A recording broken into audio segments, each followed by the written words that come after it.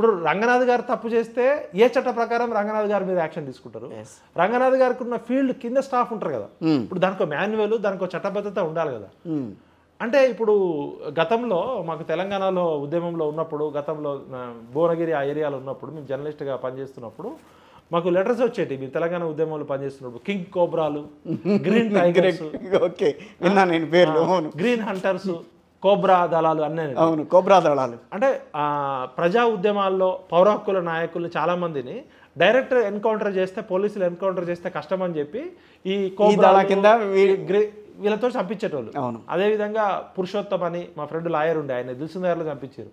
ఇవన్నిటికీ ఎవరంటే నయీం లాంటి ఒక గ్యాంగ్ని పెట్టుకొని, ఇప్పుడు ప్రభుత్వం ఏదైనా చేయాలంటే లీగల్గా చేయాలి, లేదు ఎవడన్నా దొంగల ముఠా నాయకుడు అంతా కూడా వస్తే ఇల్లీగల్గా చంపాలి. ఈ ఎక్స్ట్రా ఇల్లీగల్ యాక్టివిటీ నయీం అనే గ్యాంగ్ వచ్చినాక ఏమైందంటే పోలీస్ ఆఫీసర్సే వాళ్ళు చేయలేని పనులు వాళ్ళ చేతిలోకి మట్టండకుండా నయీం లాంటి కిరాయి అంతకుల ముఠాతోటి చేయించారు. అది ఓపెన్ సీక్రెట్. మా బెల్లి లలితక్కని అట్లే చంపారు, పురుషోత్తం గారిని అట్లే చంపారు, ఆజం అలీని అట్లే చంపారు. దాదాపు 17 మర్డర్లు చేశారు నయీం గ్యాంగ్. పౌర హక్కుల నాయకుల్ని, సంఘాల నాయకుల్ని. ప్రభుత్వం అంటే మాకేం తెలియదు అంటారు. ఈవెన్ గద్దర్ గారి మీద కాల్పులు జరిపింది కూడా ఇప్పటివరకు ఎవరనే చెప్పరు.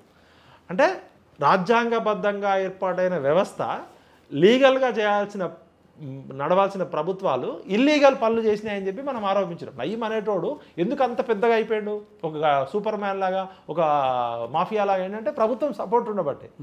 సేమ్ ఇప్పుడు గతంలో ప్రభుత్వాలు ఇచ్చిన జీవోలు, ఇచ్చిన ఆర్డర్స్ అన్ని పక్కకు పెట్టి ఇప్పుడు కొత్త వ్యవస్థ సూపర్ మ్యాన్ ఇమేజ్ వచ్చింది.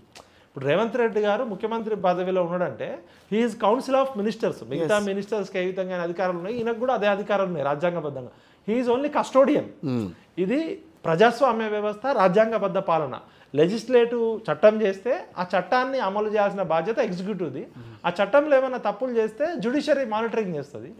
ఫోర్త్ ఎస్టేట్ ప్రెస్ మంచి చెడుని విశ్లేషిస్తుంది. ఈ వ్యవస్థలన్నీ పక్కకు పెట్టి అప్పటికప్పుడు ఒక ఐపీఎస్ ఆఫీసర్ని తీసుకొచ్చి గతంలో జరిగినవన్నీ తూచ్ అని చెప్పి చేసారు. సంకల్పం మంచిదే, ఉద్దేశం మంచిదే, నీ గమ్యము గమనము.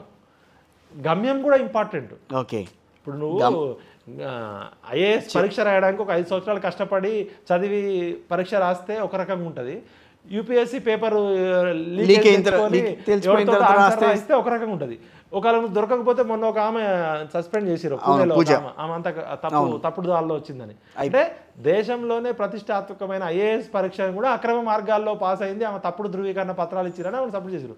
ఒకవేళ ఆమె దొరకకపోతే అట్లనే ఇప్పుడు ఈ ఐఏఎస్లు ఐపీఎస్లు డైరెక్ట్ తీసుకొచ్చి బుల్డోజ్ చేస్తున్నారు. చట్టం ఉండాలి కదా, వాళ్ళు కూడా రాజ్యాంగబద్ధంగా యూపీఎస్సీ ద్వారా పరీక్ష రాసి సివిల్ సర్వెంట్. వీళ్ళు ఎవరు సూపర్ మ్యాన్లు కాదు, రాజులు కాదు, వీళ్ళు చక్రవర్తులు కాదు. ఇక్కడ ఉన్నది ప్రజాస్వామ్యం అనే విషయం మర్చిపోయి పాత చట్టాలన్నీ, ఇప్పుడు చట్టాలు లేక కాదు కదా, మున్సిపల్ యాక్ట్ ఉంది. గతంలో జిహెచ్ఎంసీకి కూడా enforcement and vigilance disaster management EVDM గతంలో కూడా ఒక ఐపీఎస్ ఆఫీసర్ని పెట్టారు. మరి వాళ్ళందరూ చేసింది ఒప్పా తప్ప అంటే అట్లా కాదు. ఇప్పుడు గత 10 ఏళ్లుగా తెలంగాణ వచ్చిన తర్వాత 2014 నుంచి 2024 వరకు చేసిన చట్టాలన్నీ ఒక ఎత్తు అయితే ఇప్పుడు నడిచే వ్యవస్థ ఒక రకంగా నడుస్తుంది. అంటే ఇంకా ఆ తరంలో అంటే కేటీఆర్ గారు మంత్రిగా ఉన్నప్పుడు చేసిన చట్టాలన్నీ కూడా ఇప్పుడు పనికిరావా ఏంటి? అసలు ఏం చెప్దాం అనుకుంటున్నారు ఈ గవర్నమెంట్ ద్వారా? తెలంగాణ ఉద్యమం అప్పుడు ఏం చెప్పినాం మేమంతా, మన వనరుల దోపిడీ జరుగుతుంది, అవును, నీళ్లు, నిధులు, నియామకాలు, స్వేచ్ఛ, స్వాతంత్రం, ఆత్మగౌరవం. తెలంగాణ భూ వనరులన్నీ ఆంధ్రోళ్ళు ఆక్రమించుకుంటున్నారు. మన భూ వనరులను కాపాడుకోవాలి, సహజ వనరులన్నీ కొలగొట్టేస్తున్నారు. హైదరాబాద్ నగరం చుట్టూ ఆంధ్రోళ్ళు ఉన్నారు. రామోజీరావు కొన్ని 1000 ఎకరాలు ఆక్రమించుకున్నాడు. 1,00,000 నాగళ్లతో రామోజీ ఫిలిం సిటీని దున్నుతామని చెప్పినాం మేము, మా కేసీఆర్ గారు.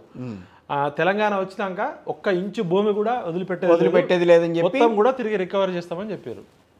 అబ్బో అప్పటిదాకంటే సమైక్యాంధ్ర పాలకులు. అప్పుడు మా ఇంట్లో నీళ్లు రాకపోయినా ఆంధ్రోళ్ళ కారణమే, మాకు జాబ్ రాకపోయినా ఆంధ్రోళ్ళ, మా చెల్లి పెళ్లి కాకపోయినా ఆంధ్రోళ్ళ కారణం.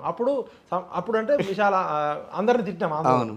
మరి తెలంగాణ వచ్చినాక మరి ఈ 10 ఏళ్లలో తెలంగాణ భూములు ఫస్ట్ రామోజీ ఫిలిం సిటీ 1,00,000 నాగళ్లతో దున్నారా లేదా? మరి రామోజీ ఫిలిం సిటీలో కూడా చెరువులు ఉన్నాయి. ఆ చెరువులు మరి అప్పుడు అక్రమం అని చెప్పినాయి, ఇప్పుడు సక్రమం ఎట్లయినాయి?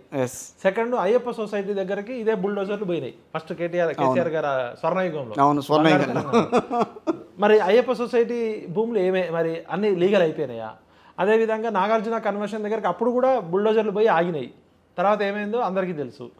మరి అదేవిధంగా మియాపూర్ ల్యాండ్స్ ఏమైనాయి? రైట్.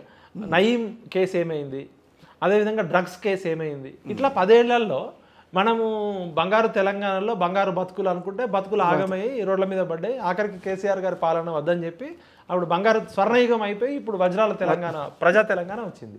ఈ వచ్చిన 8 నెలల్లో గవర్నమెంట్ ప్రయారిటీస్ ఫస్ట్ ఏంటి అసలు? ఇప్పుడు కేసీఆర్ గారు నిరుద్యోగుల్ని మోసం చేసిండు, నిరుద్యోగులకి న్యాయబద్ధంగా ధర్మబద్ధంగా చట్టబద్ధంగా రావాల్సిన ఉద్యోగాలు ఇవ్వలేదని చెప్పి నిరుద్యోగులు, సోషల్ మీడియా ప్లస్ చదువుకున్న వాళ్ళందరూ కూడా ఇది నియంతృత్వ పాలన అయిపోయింది, అహంకారం ఎక్కువైంది, బాధ్యత లేకుండా కుటుంబ పాలన అయిందని చెప్పి ప్రజాపాలన తెచ్చుకున్నాం. కేసీఆర్ గారి మీద